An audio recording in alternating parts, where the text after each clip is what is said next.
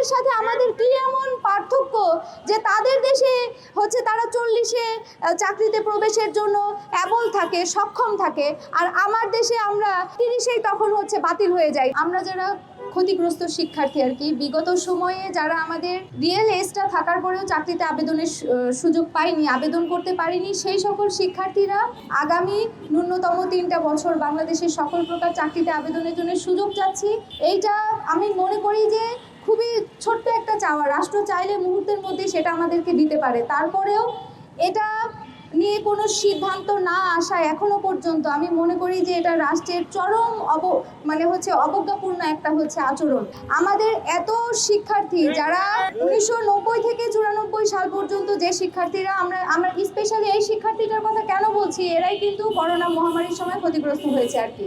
এছাড়া বিগত 16 বছরে যদি হিসেব করি তাহলে কিন্তু সেই ক্ষতিগ্রস্ত শিক্ষার্থীর পরিমাণটা আমাদের তুলনায় বর্তমান ক্ষমতায় যে সরকার আছেন তারা সবচেয়ে ভালো জানেন এবং বোঝেন। আমরা এই যে আমাদের জীবনের গোল্ডেন এজটা যেটা আমরা করোনার সময় হারিয়েছি, ওই সময়টা আমরা জানি আমার দেশ এত বেশি ফকিন্নি দেশ না যে আমাদেরকে সামান্য আবেদনের একটা সুযোগ দিতে পারবে না।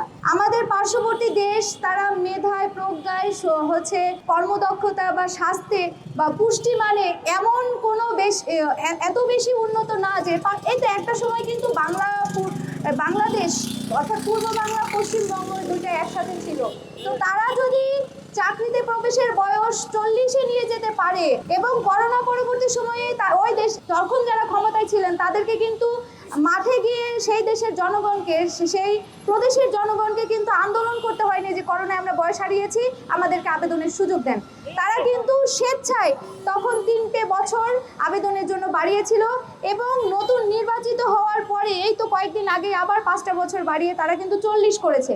তো তাদের সাথে আমাদের কি এমন পার্থক্য যে তাদের দেশে তারা 40-এ চাকরিতে প্রবেশের জন্য অ্যাবল থাকে, সক্ষম থাকে, আর আমার দেশে আমরা 30-এই তখন বাতিল হয়ে যাই, যে আমরা বুড়ো হয়ে যাই, আমরা আবেদন করার মতো যোগ্যতা রাখি না। তো আমরা আমাদের যে বিগত সময়ে যে বঞ্চনাগুলো হয়েছে আমাদের সাথে, আমার দেশের সরকার অত্যন্ত চালাক ছিলেন, বিগত ফ্যাসিস্ট সরকার অত্যন্ত চালাক। 39 মাসের একটা ব্যাকডেটের কথা তারা স্বীকার করেছিল, কিন্তু সেটা আমাদেরকে না দিয়ে আমাদের সাথে প্রহসন করে করোনাকালীন সময়টাকে আমাদেরকে উপহার হিসেবে দেয়। এটা সাধারণ মানুষের বোঝার কথা নয়। এটা শুধু বুঝেছিল তৎকালীন যারা চাকরি প্রার্থী ছিল তারা। সাধারণ জনগণ শুধু ওই সংখ্যাটাকে দেখেছিল যে 39 মাস, বাবা শিক্ষার্থীদেরকে 39 মাস দেওয়া হচ্ছে, কিন্তু সেটা যে করোনাকালীন সময়টাই আমাদেরকে পুরস্কার হিসেবে দেওয়া হচ্ছিল, এটা আসলে যারা ওই সময়ে চাকরির বাজারে ছিলেন সেই সকল শিক্ষার্থীরাই বুঝেছিল।